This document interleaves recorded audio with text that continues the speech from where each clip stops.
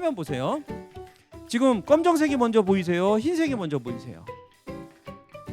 아무것도 안 보이시지만 저 주무시는 분은 안 계시니까 흰색을 보신 분, 오케이, 마음속에 천사가 들어가 있다.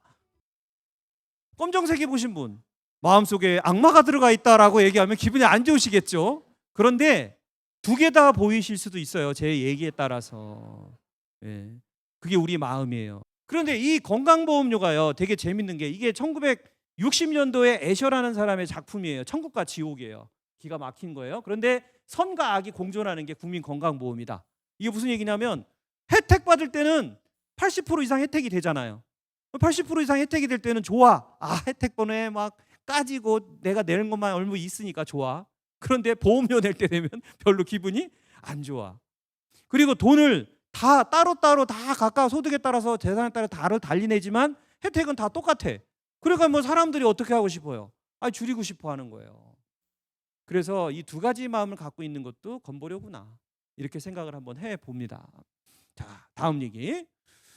자, 세이노의 가르침이라는 책을 읽어보신 분, 네, 한 분, 예, 두 분, 예, 읽으셨는데 손을 안 드신 분도 계시겠죠. 책 이만큼 두껍지만 7,000원도 하지 않아. 그래서 꼭 일독을 권하십시오. 제가 20대에 아마 이 책을 읽었다면 인생이 많이 달라졌을 텐데. 세이노라는 사람이 베스트셀러인데 뭐 7,000원 정도밖에 안 돼요. 두께가 이 정도 되는데. 중요한 거는 이분이 1,000억이 넘는 부자인데 건보료에 관련된 이야기를 책에는 없어요. 그런데 최근에 기사에 나온 얘기입니다. 조선일보에. 이 가정이 매월 1,100만 원에서 1,200만 원을 냈다는 거예요. 건보료를. 4명 가족이 한꺼번에. 그래서 너무 혜택도, 이 사람이 주장하는 건 이겁니다. 보험료를 내가 이렇게 많이 내면은 뭐 포인트를 좀 적립을 해주든가, 아니면 돈 많이 내는 사람들 좀 프리패스를 좀 하게 해주든가. 기다리는 거 똑같고 포인트도 없고 그냥 내가 병원 가서 대우받는 거는 병원에 기부금 1억 내가지고 내가 혜택 받는 거지 별다르게 건보료에서 혜택 받는 건 없다. 그걸 계속 건의를 했대요, 건보공단 측에. 그런데 그거를 안 들어주니까 열이 확 받아갖고 3분의 1로 줄여버렸다는 거예요. 400만 원대로. 그러면 이걸 통해서 우리가 알 수 있는 거는 건보료 줄일 수 있네. 물론 이분의 방법이 케이스 바이 케이스라서 보편성은 없어요. 그러나 일반적인 방법론에 대한 이야기들을 여러분들과 같이 나눠보도록 하겠습니다. 요 얘기는 매일경제신문인데요. 은퇴자금 5억으로 그래도 먹고 살만하게 준비를 해놨어. 다른 소득은 아무것도 없어. 예금만 5억이래요. 여러분들 지금 작년에 쌈짓돈 다 넣어놨던 거 올해 다 지금 만기 돌아오잖아요. 그거 4%짜리로 다 갈아탔나요? 아니면은 딴 데다 또 뭐 교부생명 다시 넣으셨어요? 예, 이거 뭐 정확하게 재산 얘기니까. 오케이, 예금이 5억뿐이 없었는데 소득 없대. 그런데 건보료가 200만 원, 연에 200만 원 내라고 날벼락이다, 이렇게 표현해놨어요. 한 15만 원, 10만 원 정도 내는데 날벼락이라고 합니다. 중요한 건 안 내던 돈을 내 쌈짓돈에서 돈을 12만 원, 15만 원 내려고 그러면 짜증나잖아요. 그런데 이거를 알아야 고객들이 이것 때문에 짜증나 죽겠는데 우리 보험료 내라고 하면 짜증날 거 아니에요. 그래서 알고 있어야 되는 내용 중에서 3가지를 제가 갖고 왔는데, 은퇴한 사람, 연금으로 산 사람, 저 사람 직장 다닌 사람, 이렇게 셋인데 갑자기 건보료가 또 나오고 또 나오고 또 나왔대요. 별도로. 이게 도대체 어떻게 된 일인지, 그리고 이런 것들이 알아야 또 뭔가 이야기가, 다음 얘기가 또 전개가 되기 때문에 여러분들과 같이 이야기를 나눠보도록 하겠습니다. 넘어갈게요. 자, 상한액과 하한액, 건보료를 내는 분이 가장 적게 내시는 분이 얼마이고 가장 많이 내시는 분이 얼마일까? 19,780원이 가장 적게 내시는 분입니다. 그리고 가장 많이 내시는 분이 직장가입자인 782만 원이에요. 하한액과 상한액의 차이는 395배고요. 그 다음에 지역가입자 중에서 가장 많이 내시는 분은 391만 원입니다. 391만 원에다 곱하기 1을 하면 위에 782만 원이 됩니다. 그러면 직장가입자는 절반을 누가 내기 때문에? 사업장에서 또 내기 때문에 저렇게 곱하기 1을 하면 되는구나. 그런데 이게 직장가입자에 제가 색깔표를 해놨지만 조금 문제가 좀 있는 게, 중요한 거는 저렇게 직장가입자 중에 보수월액 상한액을 782만 원을 낸 사람이 3,700명 정도 된다고 합니다. 만약에 여러분들께서 소득으로 환산해 보면 1억 1,000만 원 정도 월소득을 올려가는 직장인이라면 아마 저런 분들 몇 분만 모시고 있으면 내 고생 끝나지 않을까, 이런 생각도 좀 들어가요. 그런데 다른 나라에 비해서 어떻습니까? 상당히 좀 높죠. 일본은 141만 원이라고 하고 독일은 95만 원, 대만은 86만 원밖에 안 낸다는데 우리나라는 이렇게 많이 낸다는 거예요. 그래서 이거에 대해서 불만들이 많다. 그리고 여러분들의 건보료는 어떤지, 적정하다고 생각하세요? 아니면은 많다고 생각하세요? 많죠. 대부분이 많다고 생각합니다. 놀라운 거는 직장인들은 자기 건보료도 몰라요. 그냥 빠져나가니까. 우리는 좀 별도로 고지가 되기 때문에 알지만 그게 좀 차이가 있죠. 자, 건보료는 다행히 내년에 오른다 안 오른다? 안 오른대요. 관심을 좀 가지세요. 내년에는 안 오른대요. 벌써 결정이 됐어요. 내년 안 올리겠다. 경기 어렵다고. 그러면 지금 몇 프로를 떼고 있냐? 직장 가입자들은 자기 소득에 저기 동결이라고 써져 있는 단어에 동그라미 해놓으면 저건 몇 프로? 7.09. 7.09에 나누기 2를 해서 내가 절반, 회사에서 절반, 이렇게 내는 겁니다. 오케이? 그런데 이게 끝이 아니에요. 여기에다가 장기 요양 보험료가 또 따라붙죠. 몇 프로? 12.81%.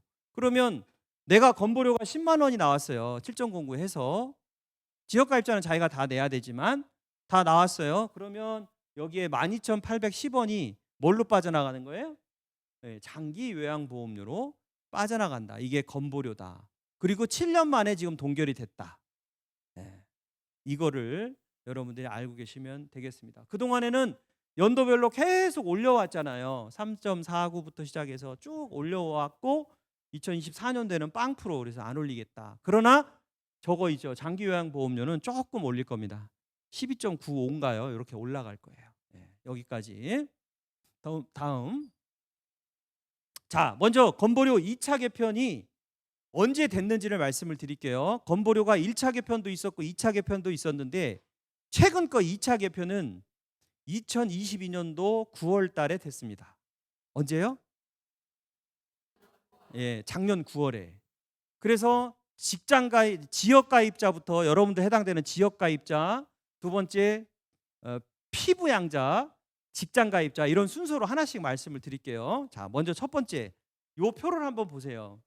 자, 이 표를 보실 때는 제가 지역 가입자는 재산에도 내요, 그 다음에 소득에도 내요, 자동차에도 내요. 이 세 가지입니다. 그 중에서 재산보험료 1번 한번 보세요. 옛날에는, 이전에는 뭐 500만 원부터 1350만 원까지 공제한다고 했는데 재산보험료가 지금 일괄적으로 얼마로 딱 때려버렸어요. 5천. 그러면 혜택이 더 어떻게 된 거예요? 늘어난 거예요. 오, 좋아졌네. 두 번째, 소득점수 폐지가 되고 정률제가 도입됐다. 옛날에는 소득점수제라고 그래서 종전에는 1등부터 97등까지 쫙 순서를 매겨가지고 이 점수에 해당이 되는 거에다 곱하기 해서 뭐 점수에서 냈어요. 근데 지금은 그게 아니고 7.09로 일어나 있어요. 저건 뭐하고 똑같아요? 7.09는 직장가입자랑 똑같아졌다. 세 번째, 자동차는 옛날에는 소나타 한 대만 끌어도 다 부과를 시켰는데 지금은 4천만 원짜리 이상차만 부과하겠다. 그러니까 대수가 엄청 줄었죠?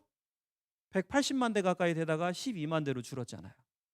세 번째, 최저기준보험료는 이렇게 조금 올렸다는 거고요. 다섯 번째, 연금소득평가율, 요거 되게 중요한 얘기입니다.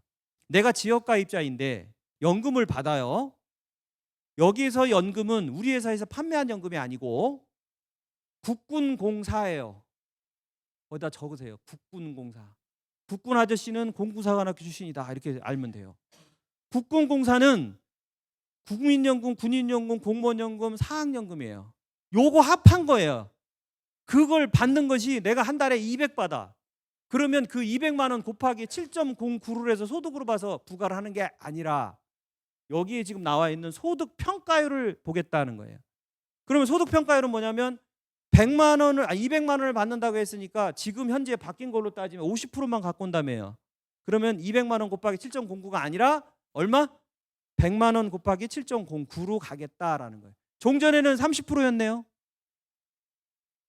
200만 원에 30%면 60만 원만 가져와서 7.09로 했다면 지금은 100만 원에 7.09다. 저거 몰라요, 사람들. 살짝 저렇게 뒤에서는 올려놨습니다. 앞에서 3개 빼주고 뒤에서 살짝 하나 올려놨어요.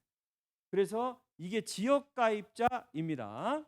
직장가입자를 뺀 모든 피부양자와 직장가입자를 뺀 모든 가입자는 무슨 가입자? 지역가입자. 30%. 자, 지역가입자의 건보료의 핵심은 내가 만난 사람이 지역가입자예요? 그러면 고객님 무슨 가입자세요? 그러면 저 직장가입자입니다. 지역가입자십니다. 그렇게 물어보세요. 물어보면 제가 김구라 씨가 쉽게 얘기하면 지역가입자를 440만 원을 냈다고 최고 많이 냈다고 막 방송에 한번 나온 적이 있어요. 김구라 건보료 쳐시면 나와요, 네이버에. 김구라 씨가 440만 원을 냈던 거는 400만 원 기본, 아까 391만 원이니까 최대 거의 대부분이 400만 원이라고 보고, 그리고 거기에 장기요양보험료 10% 붙어서 440이라는 뜻이에요. 이해되시죠 이제? 그러면 이 391만 원의 맥심이라고 하는 애가 도대체 어떻게 구성되어 있냐라는 걸 볼게요. 자, 저기 맨 왼쪽에 재산 있죠? 최고 맥심이 지금 받아봐야 얼마를 저기서 받아요? 48만 7천 원이에요. 오케이? 두 번째, 자동차 아무리 비싼 거 갖고 있다고 해도 얼마예요? 4만 5천 원이 최대야.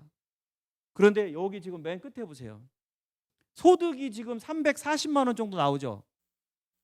그러니까 지역가입자 건보료 많이 내는 사람들은 자기가 뭐라고 얘기하고 있는 거예요 지금? 소득이 많다고 얘기하고 있는 겁니다. 건보료 100만 원 냅니다. 그럼 소득이 높군요 이렇게 생각하시면 되고, 뭔가 이렇게 가능성이 좀 있겠네요 이런 생각을 하실 수 있어야 된다는 거예요. 나 재산 많아서 건보료 많이 내, 이거는 아니다. 그 재산에서 나오는 임대소득이 많이 나오면은 건보료가 많이 부과될 수는 있지만 아파트만 많이 갖고 있다고 그래가지고 저거 내면 된다 이거예요. 이해되시죠? 물론 아파트도 월세면 또 개념이 다르겠지만. 자, 넘어갑니다. 이거는 거기 지역가입자는 이제 잊어버리세요. 지역가입자는 400만 원이 맥심이고 그중에서 거의 대부분 80, 90% 차지하는 게 뭐다? 소득이다. 그 소득을 줄이는 것이 지역가입자로 하는데, 이게 좀 내 어불성설인데, 만약에 우리 같으면 우리 건보료 많이 낸다고 소득 줄면 안 되잖아. 또 약간 언밸런스한 얘기이긴 해요. 그래서 여기까지만 알아놓으셔도 돼요. 지역가입자는. 두 번째, 피부양자입니다. 피부양자는 말 그대로 돈을 못 번 소득이 없는 분들이 밑에 들어가 있는 형태. 그렇죠? 근데 거기에 학생하고 어린애들은 빼요. 또 능력 없는 애는 빼자고. 근데 이제 나이가 있고 지긋한데 연금 받고 이런 분들이 들어가 있는 거를 정부에서는 그걸 보기가 힘들죠. 그러니까 빼내야 되겠죠. 그래서 강화시켰습니다. 작년 9월에. 자, 그분 소득이 위에 3,400만 원이 예전 같으면 넘어가면 탈락. 아들 밑에서 나오세요 이거 했는데 지금 얼마로 강화됐죠? 2,000. 이건 알고 계세요. 그러니까 엄청 많이 빠져나온 거죠. 이게 재밌는 게 한번 볼게요. 소득은 그럼 뭐예요? 여기서 얘기하는 소득은 2천만 원인데 이자 배당 사업 별표 피신 연금 기타 소득 이렇게 되는 거예요. 2배사 연기. 2배사 연기예요. 여기서 연금은 제가 빨간 표시로 밑에다 달아놨죠. 국군공사. 그리고 여기에 별정 우체국 하나 붙는 거예요. 우리가 판매하는 연금하고는 전혀 관계가 없는 거지. 자, 두 번째, 재산은 소득 말고 소득을 오케이 하면 재산을 봅니다. 이제 오케이? 넘어왔죠 지금? 소득 당신 오케이해요? 2천 안 되네? 그럼 오케이 넘어갑니다. 재산 보겠습니다. 재산은 이 현행하고 개편이 똑같으니까 이거 하나만 보면 되지. 과표가 5억 4천을 넘어가면은 안 된대요. 이거 5억 4천에 딱 걸려요. 자, 그러면 과표가 5억 4천이면 도대체 저게 어느 정도 수준인가가 가늠이 안 되잖아요. 5억 4천은 5.4 나누기 0.42를 하면 시세가 나와. 다시 합니다. 5.4, 그러니까 5억이 과표가 나왔다. 예를 들어 5억으로 합시다. 5억 4천으로 합시다. 5.4 거기 써보세요. 5.4 나누기 0.42는 시세예요. 이게 무슨 얘기냐면 네가 10억짜리를 살잖아요. 고객이 그러면 42% 정도 해당이 된다. 재산세 과표는 그러면 4억 2천 정도 된다. 그러면 5억 4천짜리는 나누기 0.41을 하면은 이게 나오거든요. 시세가 대략 12억 정도 됩니다. 정확하게 12억 8천 정도. 와, 내가 그러니까 아파트가 10억, 아파트 한 채라면 12억 8천 이상은 돼야, 12억 이상은 돼야 피보험자 탈락되겠네. 그 느낌이에요. 내가 사는 지역의 아파트가 어느 정도 시세인지를 한번 생각해 보시면 됩니다. 그래서 5억 4천 밑으로 떨어져야 위에 거하고 5억 4천이 같이 플러스가 돼야 오케이 피부양자 되시네요 이렇게 되는 거지. 만약에 5억 4천부터 9억 사이가 있어. 9억 넘어가면 무조건 탈락. 5억 4천부터 9억 사이면은 요 사이가 있잖아요. 이 사이는 소득이 2천이 아니라 얼마로? 1,000만 원. 요거 이해가 되셔야 돼요. 요거 이해되시죠? 아, 그러니까 5억 4천 밑에 해야지 오케이인데 5억 4천부터 9억 사이면은 1,000만 원만 보는구나 소득을. 그리고 9억이 넘어가면은 되고 싶어도 안 되는구나. 이렇게 생각하시면 됩니다. 그리고 재산세 과표는 0.42를 나누기 0.42를 하면 시세가 나온다. 역산하시면 돼요. 그래서 고객이 만약에 재산세 과표에 대해서 궁금해하시잖아요. 아파트 시세가 얼마나 되세요? 그러면 고객들은 보통 재산세 과표라는 거를 못 보고 5억 4천만 봅니다. 이 아파트 5억 5천이라는데 나 그럼 피부양자 안 되겠네. 아니에요. 걱정 마세요. 곱하기 42% 하면은 2억 조금 넘겠네. 과표가. 그러니까 안심하셔도 된다. 이렇게 바로바로 즉답을 하실 수 있어야 됩니다. 자, 재산과 관련돼 가지고요. 이 소득과 관련돼 가지고 재산 말고요. 소득과 관련돼 가지고 한번 볼게요. 이 소득과 관련돼 갖고 탈락된 사람이 50만 명이 작년에 탈락이 됐다라고 얘기를 했또. 그런데 소득만 가지고 탈락된 사람들, 특히 그 중에서 연금 타먹어 갖고 탈락된 사람이 20만 명이야. 20만 명. 20만 명 여기요. 20만 명이 탈락이 됐어요. 부부가. 근데 이게 재밌는 게 남편이 옛날에는 3천만 원일 때는 아들 밑으로 들어가 있었을 거 아닙니까? 그런데 이게 2천으로 강화되면서 탈락이 돼버렸잖아요. 재산도 얼마 없는데 소득만 가지고 탈락이 돼버렸어요. 이럴 경우에는 남편이 따라가잖아요. 남편이 나가버리면 부인도 따라 나가는 거예요. 소득은 다시 소득으로 한 사람이 부부가 탈락이 되면 나머지 한 사람도 자동으로 탈락된다. 그래서 여기가 빨간색은 본인, 노란색은 배우자. 혼자 사는 분들도 있으니까 숫자값이 정확치는 않죠. 그래서 보시면 공무원으로 탈락되신 분, 군인으로 탈락되신 분, 사학연금, 국민연금으로 그다음 별종직으로 탈락되신 분 숫자가 있고 현재 4,300명밖에 안 돼요. 국민연금은. 그래서 국민연금을 받는 우리들은 그렇게 큰 걱정은 아직은 안 해도 되겠다. 이런 생각을 해봅니다. 자, 여기까지 피부양자였습니다. 넘깁니다. 자, 직장가입자 이야기할게요. 직장가입자는 궁금한 거 많이 없으셔도 돼요. 직장에서 절반 떨어져 나가기 때문에 신경 쓰지 않고 살다가 가장 문제가 되는 게 직장 외소득이 있으면은 이제 따로 부과를 합니다. 이해가 되시죠? 그러면은 여기에 지금 보면은 3,400이 초과소득, 다른 소득이 3,400 이상이면은 탈락이었다가 이거 얼마로? 2,000. 이건 뭐랑 똑같아요? 아까 피부양자랑 똑같네. 3,400에서 2,000만 기억하면 되겠다. 그러면 다른 소득이 얼마가 넘어가면 2,000이 넘어가면은 소득세 부과가 되는데 보시다시피 부과 숫자가 이렇게 25만 명 정도 유지가 되다가 작년 9월에 56만으로 확 늘었잖아요. 저 이유가 뭐예요? 강화가 됐기 때문에. 이해가 되시죠? 오케이. 그런데 직장 생활을 하면서 다른 소득이 많은 게 엄청 좋은 거예요. 왜냐하면은 이걸 계산할 때 자 보세요. 직장에서는 소득이 5천만 원이야. 예를 들어서. 그래서 5천만 원 그냥 빠져나가니까 따로 내버렸어. 신경 안 써. 그런데 다른 외소득이 뭐 임대소득이 뭐든 3천만 원 정도 된대요. 그럼 이 3천만 원에다가 곱하기 7.09에서 따로 낼 것 같잖아요. 꼭 기분은. 근데 그게 아니라 이게 있어요. 여기. 얼마를 빼줘요? 2천만 원 기본값으로 빼줘요. 그러니까 기본값으로 3천 받았다고 했으니까 2천 빼버리니까 1,000만 원에 대해서만 나머지를 곱하기를 하니까 상당 부분 유리해. 그래서 직장을 걸어놓고 다른 소득을 가져가는 게 대단히 유리한 겁니다. 건보료 입장에서는. 이해하시죠? 그래서 직장에서 자동으로 빠져나가는 거를 우리는 소득 월액이라고 부르고 그다음에 직장 외소득으로 다른 소득이 많은 거는 보수 월액이라고 부르고 그거는 직장에서 그다음에 다른 소득이 많은 거는 소득 월액이라고 불러서 이 두 가지 개념만 명칭을 정확하게 쓰셔도 굉장히 전문가스러운 냄새가 많이 납니다. 다음 얘기. 두 번째는 이제 합법적으로 절감 방안에 대해서 보도록 할게요. 작년 9월 달부터 바뀐 이 제도가 있는데 내가 만날 고객들 또 내 입장에서 좀 줄이는 방법은 어떤 것들이 있을까를 고민을 해본 겁니다. 첫 번째, 직장 가입자 자격 유지하기. 요거는 뭐냐면 요 표를 한번 보시겠어요, 여러분? 직장 가입자하고 지역 가입자가 수입하고 가진 집하고 자동차가 똑같다고 가정을 한 거예요. 지금 소득이 지금 5천만 원이라고 돼 있죠.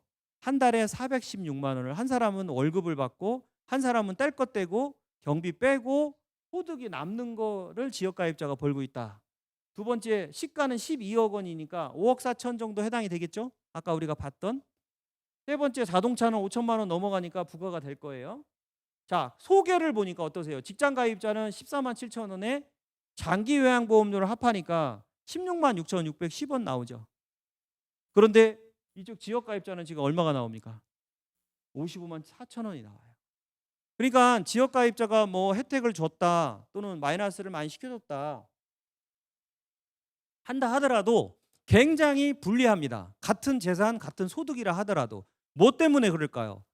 지금 시가의 재산에다가 직장 가입자는 빵이죠. 자동차도 빵이잖아요. 그런데 이 지역 가입자는 계속 부과를 하고 있기 때문에 있는 차이도 있고, 소득에 대해서도 지역 가입자는 전부 다 자기가 부과, 직장 가입자는 회사에서 절반 부과. 이 차이에 의해서 이렇게 갭이 많이 벌어집니다. 그러면 직장 가입자를 도대체 어떻게 왜 유지를 해야 되는지에 대한 이야기를 좀 드려볼게요. 직장을 퇴직하고 나서 우리 고객들이 직장을 재취업하기가 쉽지는 않아요. 그렇죠? 그렇다 하더라도 수단과 방법을 가리지 않으면은 어느 정도 낮은 급여라도 부동산 자산이 많다면은 낮은 소득이라도 취업하는 것이 유리할 수 있어요. 그리고 이거를 또 B를 갖다가 굉장히 강조를 하다 보면 어떤 현상이 일어나냐면 위장 취업을 하시는 경우들도 있어요. 실제로 내가 근무도 안 하면서 야, 내 이름 좀 올려놔. 소득은 한 200만 원을 해놓고 월급은 네가 가져가고, 그죠? 뭐 그런 상황들이 적발이 되면은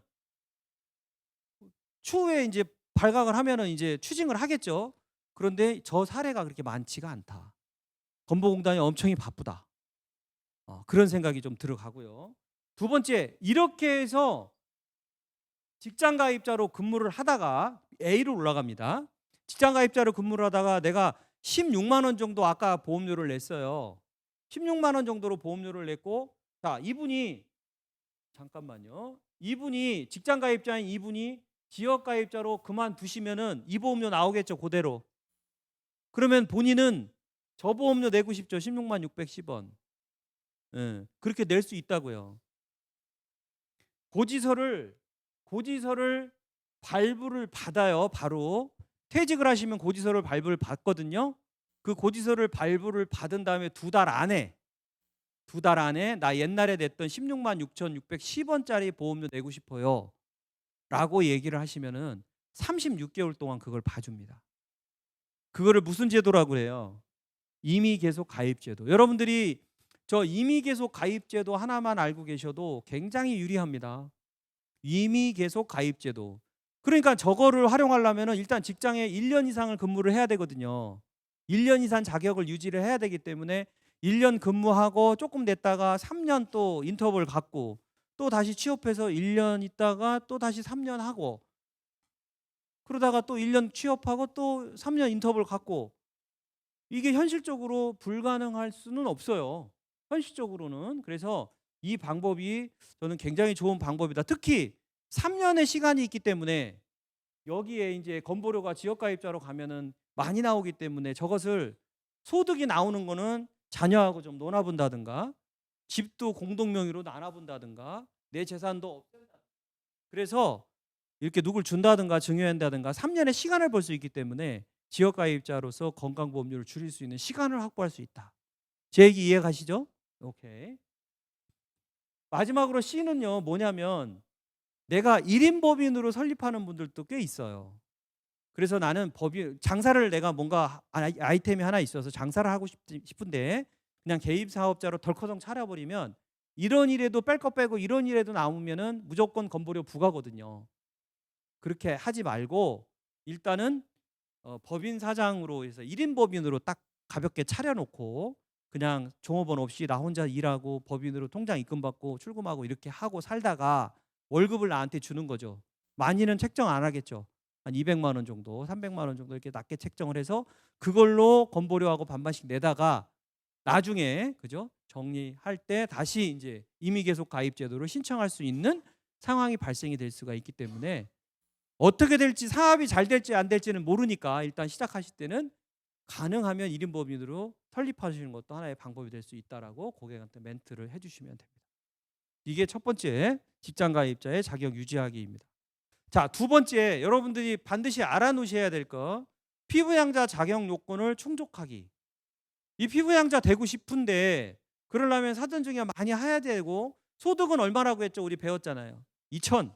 이거는 딱 기억해 놓으시고요. 대신에 재산세 과표 합계액이 5억 4천 이하여야 된다. 그거는 기억나시죠? 그리고 9억이 넘어가면 무조건 탈락인데 그 사이에 있다. 5억 4천에서 9억 사이다. 그러면은 1,000만 원. 요건 꼭 기억하셔야 되고요. 자, 여기에서 소득은 뭘 따지냐면 이자와 배당소득, 연금소득, 사업소득, 근로소득, 기타소득 다 들어간다. 여기에서 연금소득은 국민연금, 공무원연금, 사학연금, 군인연금이고요. 나머지 연금은 아니다. 여기 빨간 줄 거놓은 것은 IRP나 연금저축도 아니다. 그 얘기를 해놓고 있는 거고요. 그 다음에 사업소득은 주택을 임대해가지고 하는 소득도 포함이 되더라. 그 얘기고요. 근로소득은 60시간 미만 근로소득도 포함된다. 기타 소득도 복권 당첨되고 상금 받고 원고료 강의료 다 포함된다. 그래서 기타 소득도 중요하다. 자, 저거는 소득과 재산은 엔드 조건이에요. 오화가 아니에요. 또는이 아니고 저거 두 가지를 다 충족을 해야 되기 때문에 저거를 넘어가는 허들이 대단히 중요한데 여러분들이 알아두셔야 될 것은 개인 사업자인 지역 가입자인 경우에는요. 이자와 배당 소득이 합산을 해서 금융 소득이라고 이야기하잖아요. 이 금융 소득이 연간 얼마요? 1,000만 원. 그런데 내가 작년에 받은 게 2천이야. 2천. 2,500이라고 해요. 자, 내가 5억을 넣어놨어. 상호신용금고에다가 5% 준댔어 그때. 그러면 5는 25, 2,500 딱 넘어가죠. 나는 자식 밑으로 있었어. 우리 고객인데. 그럼 2,500을 받았어 이분이. 자, 언제 받았어요? 올해 받았죠. 올해 받았어요. 2,500. 이분 2,000 넘어갔죠. 피부양자예요. 그럼 이게 공단 자료로 넘어가야 될 거 아니에요. 이 사람 2,000 넘어갔습니다라고 자동 신고가 들어갈 거예요. 그 자동 신고가 들어가는 날짜는 2024년도 10월이에요. 그러니까 지금은 룰루랄라야. 몰라 이분이. 그냥 재밌게 살고 있어 지금. 아, 이자 많았네. 근데 왜 이자가 이만 못하지? 이래요. 그런데 내년도 10월 달에 넘어가서 11월 달부터 건보료가 조정이 되니까 그분은 탈락이 된 게 10월 달에 탈락이 돼서 11월부터 부과가 될 거예요. 그런 것들을 미리 예견적으로 알려주셔야 된다는 거예요. 우리가 지금 내고 있는 건보료 있잖아요. 사업소득에 대한 건보료. 그렇죠? 그거는 작년 소득이 아니에요. 재작년 소득이에요 지금. 2022년 소득이 아니고 2021년 소득이었다고요. 굉장히 느리게 반영이 됩니다. 오케이? 그래서 거기에 또 팁도 있으니까 뒤에서 한번 보도록 하죠. 잘 따라오고 계신 거죠? 오케이. 말이 좀 빨라져서 주택만 임대하시는 분이 있어요. 다른 소득 아무것도 없대 자기는. 주택 임대만 1,500 받는데. 오케이. 그러면 당신이 지금 주택이 몇 주택입니까? 이렇게 물어봐야 되겠죠. 하나는 살고 하나는 월세 논다. 그러면 2주택이죠? 그 월세 받은 임대소득 포함 되겠네요. 그럼 뭐 1,500 받는다고요? 밑으로 내려와. 그런데 보통 제가 저 위에다가 사업소득, 주택소득, 임대소득도 사업소득에 포함이 되기 때문에 사업소득은 제가 아까 뭐라고 했냐면 개인사업자 차려놓고 이런 일에도 발생이 되면 건보료 부과 이렇게 돼 있다 그랬죠. 그런데 주택 임대에 대해서만큼은 조금 기준을 약화시켜놨어요. 무슨 얘기냐면 주택 임대소득은 약간 여지가 있다 이렇게 돼 있죠. 저건 무슨 얘기냐면 자, 요거 한번 보세요. 고객님 혹시 임대사업자 등록 되셨어요? 물어보셔가지고 됐다, 돼 있다, 세무서도 됐고 지자체도 돼 있다. 그러면 1,000만 원 넘어가야 건보료 나옵니다. 이렇게 얘기하셔야 되고, 두 번째 하나도 등록도 안 돼 있는데 뭔 등록이요? 이렇게 얘기하시면 400만 원 넘어가시면 건보료 고지됩니다. 그런데 저게 지금 신고가 안 되고 그냥 룰루랄라 지나가시는 분들이 있을 거예요. 이게 뭐냐면 전월세 신고제라는 게 지금 여러분 전세를 6천만 원 이상 살거나 월세를 3천만 원 이상 내면요, 무조건 이제는 신고하게 되는 것을 임대차 3법이 나올 때 여기에 지금 있는 전월세 신고제가 원래 들어왔어야 돼요.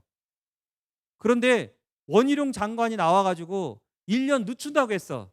6월 1일부터 원래 시작이 됐었어야 돼요. 요 앞전에. 그래 이거 쓸 때 임대차 신고할 무조건 신고하게 돼 있다니까. 전세 얼마? 6천. 월세 얼마? 30만 원 이상인 건 무조건 전액 신고. 그렇게 돼 있기 때문에 그거를 실시하는 이유가 뭔지를 잘 생각해 보셔야 된다고. 그거를 실시하는 이유는 결국에 내년 2024년 6월부터 실시가 된다면 반드시 전월세 신고제 때문에 이제 악소리 나는 분들이 또 건보료 안 냈던 분들이 내는 분들이 굉장히 숫자가 또 많아질 것이다라고 예측을 하고 미리 얘기를 해주셔야 되는 거야. 전월세 신고제가 몇 년 유예가 됐다? 1년. 내년 6월 1일로 다시 예정이 돼 있어요. 오케이. 이게 주택 임대까지 여기까지입니다. 자, 이제 제가 질문을 한번 던져볼게요. 나는 피부양자 요건이 돼. 그래서 자식이 셋이래요. 어르신이. 큰 놈이 돈을 제일 잘 벌어서 10분이, 둘째가 중간 단이라 5분이, 셋째가 돈을 못 벌어 1분이래. 그러면 어르신, 첫째, 둘째, 셋째 중에 어디로 가셔야지 될까요? 피부양자를. 네? 셋째 10분이라고는 기록이 없는데, 셋째는 1분인데 10분이가 소득이 제일 높은 애야.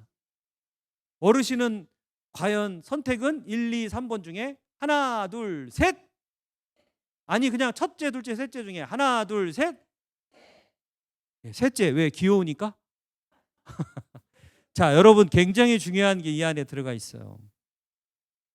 자, 정답은 소득이 가장 낮은 자녀입니다. 그런데 많은 어르신들은 그러면은 나 연말정산 공제 못 받아. 그 아이가 받아야 되는데 난 장남 밑으로 무조건 가야 돼 나중에. 전혀 상관없어요. 부양가족 공제하고는, 피부양자는. 그러니까 그것도 알고 계셔야 되고, 그 이유는 본인 부담금 상한제 때문에. 이유는 본인 부담금 상한제? 들어는 봤어. 근데 저게 뭔 소리일까? 여러분, 몸이 아파서 1,000만 원에 내가 작년에 의료비를 썼다면은 어느 정도 기준점 이상 되는 거를 그 이듬해에 건보공단에서 돌려주는 것이 본인 부담금 상한제예요. 그러면 여기 한번 표를 볼까요, 여러분? 자, 소득이 1분이 소득이 제일 낮아요. 10분이 소득이 제일 높은 아이예요. 이 밑으로 들어가 있어. 그럼 10분이 내가 1,000만 원의 자기 보증 부담금을 썼어요. 그러면 10분이자는 얼마 이상이면은 돌려준다는 거예요. 이게 780이면 기본값으로, 기본으로 780만 원을 동그라미 딱 쳐놨네. 1,000만 원에 780만 원 넘어간 220만 원만 돌려주겠다, 그 뜻이에요. 이해가 되죠? 그런데 셋째로 올려놨던 1분위는 87만 원 넘어간 거 돌려주겠대. 그러면은 몸이 위중해서 아파갖고 중병이 걸려서 돈을 토해받을 일이 생기신다면 자식은 어느 밑으로 들어가 있는 게, 소득이 적은 아이로 들어가 있는 게 리턴을 받을 수 있는 확률이 많은 거지. 이해가 되죠? 그리고 두 번째, 여기 요양병원 120일 이상 입원 있죠. 그 밑에 우리 어르신이 피부양자로 들어가 있는데 요양병원을 120일 이상 입원을 하신대. 그러면 또 자부담분, 본인 부담분이 또 들어갈 거 아니에요. 그거를 1,014만 원이 넘어가면은 그 넘어간 거를 보상해 준대요, 한 해에. 얘는. 그런데 쟤는 얼마예요? 지금 1분위는 134만 원 넘어간 거 다 돌려준대요. 그러니까 소득이 낮을수록 돌려받는 게 많기 때문에 피부양자를 골라도 소득이 낮은 자녀한테 가는 것이 유리합니다. 그래, 여러분들의 자녀 어머니 아버지가 지금 소득이 높은 오빠 밑으로 들어가 있는 게 정상이 아니라고.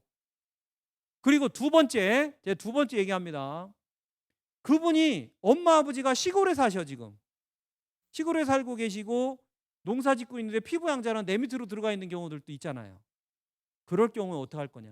직장 다니는 누군가한테 들어가 있는 경우에는, 자, 이런 경우는 실제 사례입니다. 한번 볼게요. 부모님은 최초 피부양자였어요. 자식이 임원이야. 그래갖고 10분이야, 10분이. 소득이 많아, 이 친구가. 그래서 10분위로 딱, 그러니까 자식이 10분이면 나도 10분인 거예요. 피부양자도 10분위에 해당이 돼. 그런데 자기가 신청을 했어. 자기 지역가입자를 하겠다고 신청을 한 거야. 이분이 실제로 이 통지서를 초과금 지급 결과 안내문 있겠죠. 본인 부담의 상한의 초과금 지급 결과 안내문. 돈 받아가라고 나온 거예요. 돈 받아가라고. 예전에는 여기 보세요. 2022년 기준에서 만약에 이분이 10분이자로 계속 머물러 있었잖아요. 그러면 598만 원 넘어간 것만 돌려줘요. 이해가 되세요, 제 얘기가? 그런데 2분이자로 해당이 됐대요. 이분은 논땡이가 조금 있어서. 그랬더니 160만 원 넘어간 거 돌려받으세요. 그리고 438만 원 돌려받으라고 여기 써 있잖아요. 438만 원 가져가시라고. 옛날에 10분이자였으면 이거 못 돌려받았다고. 430만 원, 438만 원 어떻게 돼요?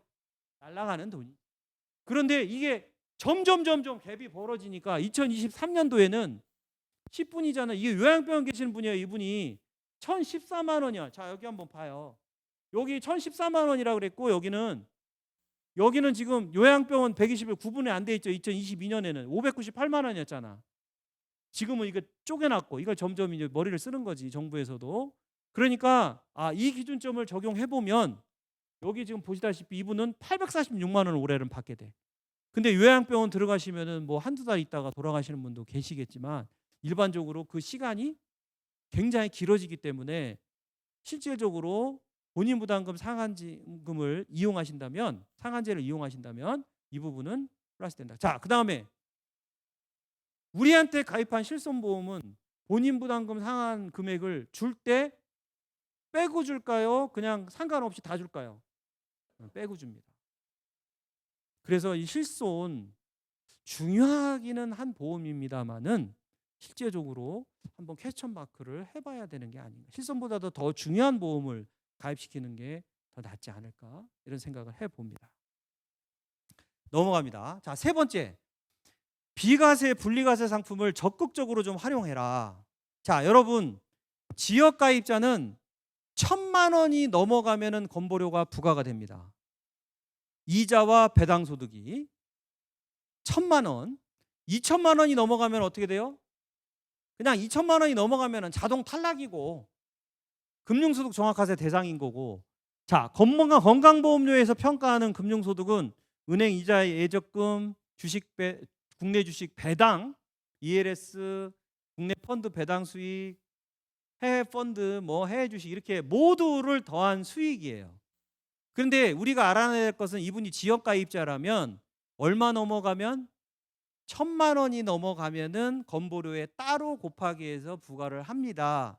이거를 꼭 알아놓으셔야 돼요. 이해가 되시죠? 그러면 금융소득이 만약에 1,000만 원이 아니라 1,001만 원이에요. 그 1만 원 초과 시에는 1만 원만 하는 게 1,001만 원 전체를 금융소득으로 산정한다, 이 얘기인데, 자, 이 얘기예요. 1,000만 원일 때는 자료 통보도 안 되고 건보료 부과도 안 돼요. 그런데 1,001만 원이 딱 찍히면은 66,710원이 나옵니다. 뭐 때문에? 10,000원 때문에. 근데 제가 봤을 때는 올해 작년에 이율 높아가지고 막 가입하셨던 분들 있을 거 아니에요. 그분들로 인해서 이쪽으로 넘어오면 장난 아닐 겁니다. 제가 봤을 때는 올해는 표시 안 나. 이게 언제 넘어가니까 또 내년 10월 달까지는 룰루랄라 사시겠지만 이거를 경고등을 켜주지 않으면 또 똑같은 거를 계속 하실 거기 때문에 우리는 반드시 비과세에 대한 이야기를 하셔야 되겠죠. 자, 넘어갑니다. 그래서 금융상품의 과세 체계를 지금 한눈에 지금 보여드리고 있는데, 빨간색 들어가 있는 거 있잖아요. 빨간색 점 표시가 신고가 안 들어가는 애들이에요.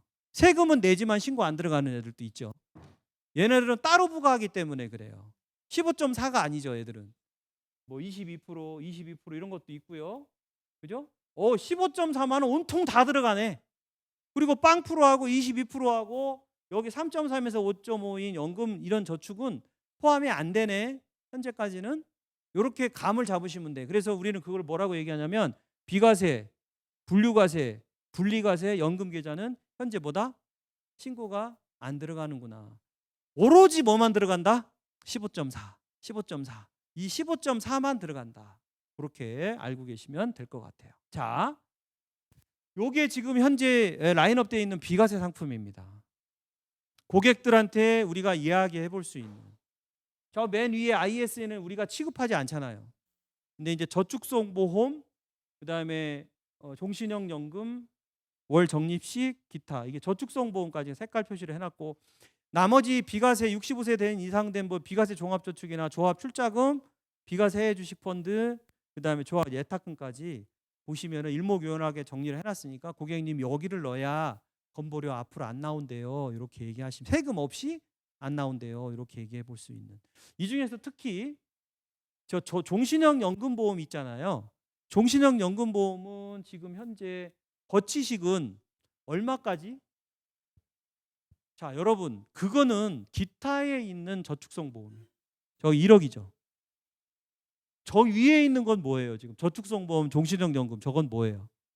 금액 제한 없다고 돼 있는 앤데. 네? 오케이, 예, 예. 알고 계시는 거예요.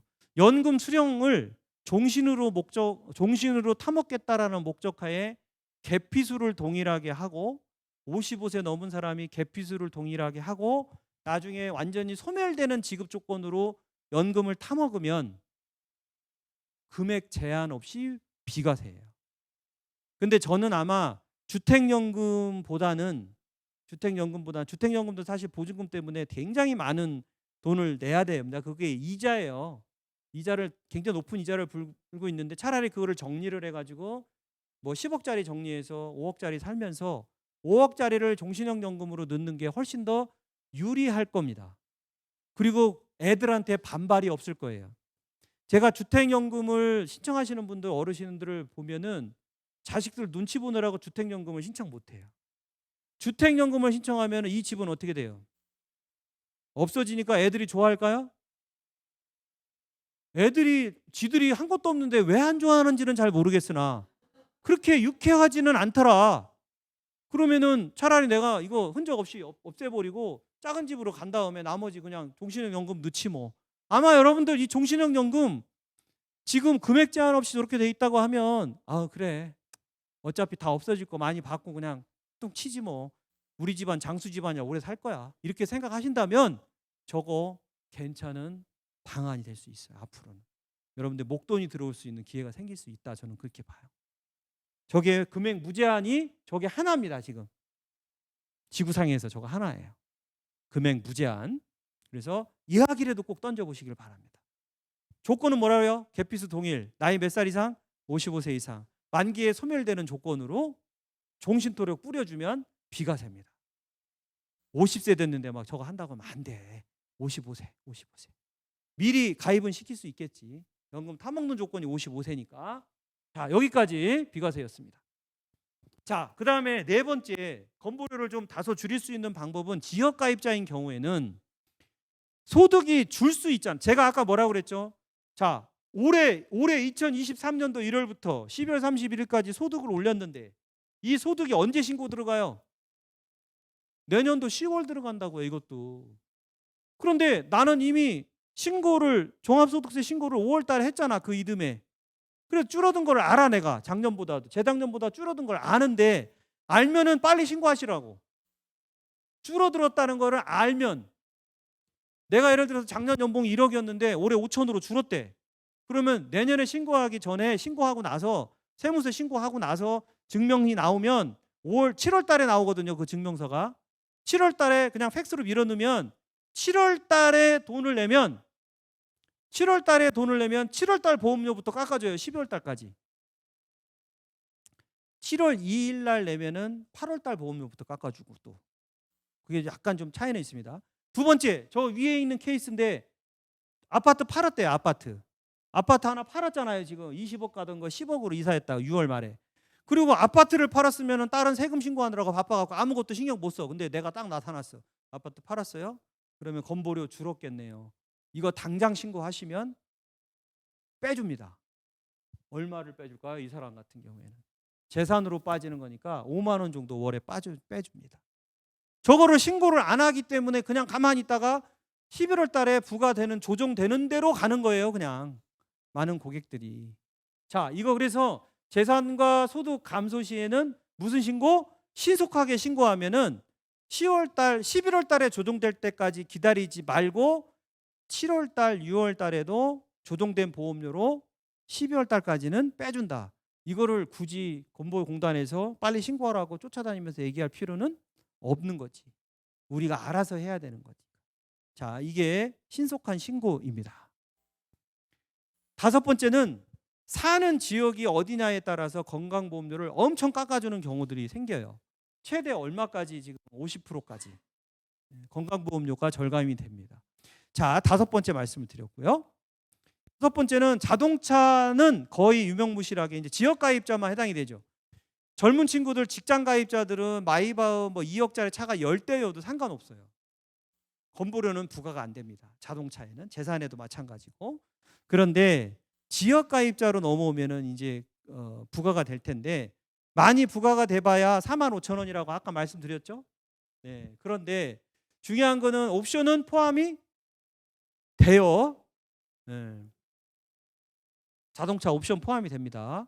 그러니까 뭐 4천 차가 3,800이라도 옵션이 400이면 4,200으로 포함이 되는 거예요.